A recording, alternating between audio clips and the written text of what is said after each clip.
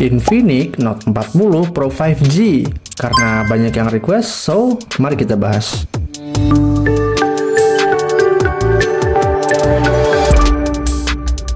Infinix Note 40 Pro 5G dirilis global tahun 2024 bulan Maret. Kalau di Indo rilisnya berdasarkan data dari Kompas itu tahun 2024 bulan Mei. Di paket penjualan dapat stiker, SIM injektor, kartu garansi, dan buku petunjuk. Dapat casing, USB Type-C, charger, dan udah dapat temper glass bawaan. Terakhir dapat powerbank wireless charging.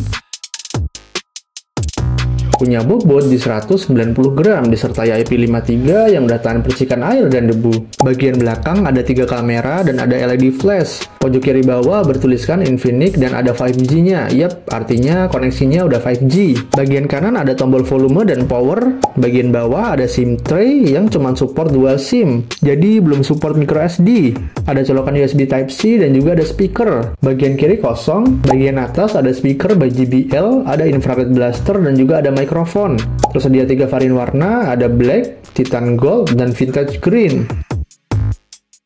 Punya layar 6,78 inch yang udah pakai panel AMOLED dan udah curve atau melengkung cuy. Refresh rate-nya juga udah 120 Hz dengan peak brightness sampai dengan 1300 nits. Resolusi layarnya udah Full HD Plus dengan resolusi 1080 x 2436 dan udah dapat proteksi Corning Gorilla Glass. Varian memorinya cuma ada 1, 8/256 GB yang dibanderol sekitar 3,1 sampai 3,2 juta. Tentunya udah UFS 2.2. Kamera belakang punya 3 kamera. Kamera utama 108 megapiksel, kamera depth 2 megapiksel, dan kamera makro 2 megapiksel. Perekamannya support di 2K 30 fps dan 1080p 60 fps. Ada OIS-nya, jadi harusnya lebih stabil buat record video. Beberapa foto yang dihasilkan.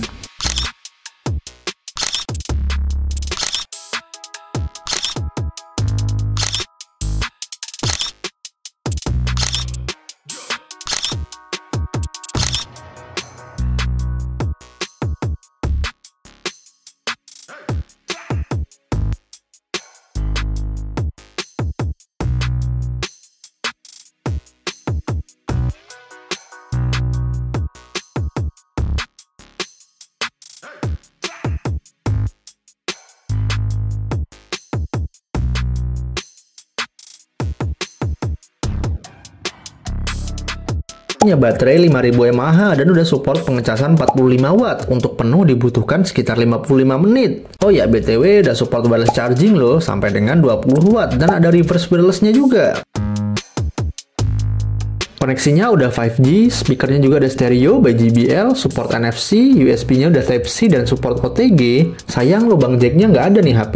Ada infrared blasternya, dan udah dapat jaminan peningkatan OS sampai 2 kali dan pembaruan security patch sampai 3 tahun.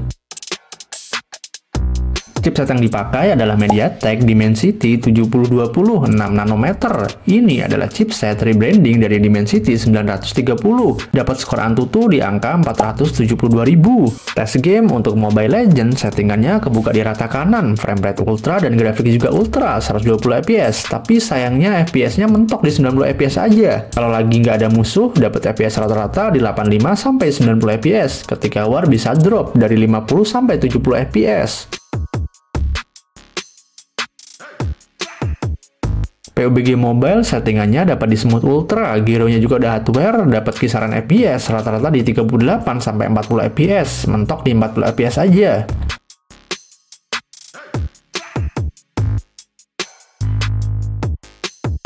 CODM dapat grafik high dengan frame rate max. Sayangnya ketika in-game itu cuma mentok di 60 fps aja.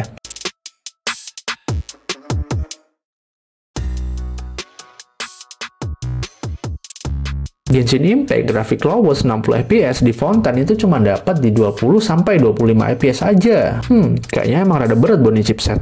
Lawan boss di Mondstadt itu dapat rata-rata di 20 sampai 35 fps. Domain bisa dapat kisaran di 34 sampai 39 fps. Inazuma berat juga nih, cuma dapat kisaran fps rata-rata di 21 sampai 25 fps aja dengan suhu rata-rata di 44 sampai 46 derajat tanpa kipas. Gue coba nyari gameplaynya sebulan yang lalu atau 2 bulan yang lalu itu nggak nemu. Kayaknya jarang banget yang ngetes game pakai nih HP di YouTube. Mari kita bahas ke segmen BBKKP, bahas-bahas keluh kesah pengguna. Dari Mas Christian bilang main ML aja nge-lag, apa belum update ya? Mas Adrian bilang dia setting high, lancar, baterai awet, suhu aman. Mas Christian bilang kok yang varian 5G nge-lag ya? Mas Adrian bilang dia nggak tahu karena dia pakai varian yang 5G, aman aja. Mas Sandiri juga bilang dia juga nge-frame pakai varian 5G, katanya mendingan Redmi Note 9 Pro. Mas Sandiri bilang untuk settingan ultra nggak enak, sering frame drop. Settingan terbaik ada di ultra high, itu pun masih kerasa, frame rate-nya dikit. Jadi menurut gua nih HP mendingan settingan grafiknya dibuat medium aja, frame rate-nya dibuat high biar lebih stabil. Mas Joni bilang suruh ubah frame rate layarnya jadi 60 Hz biar lancar.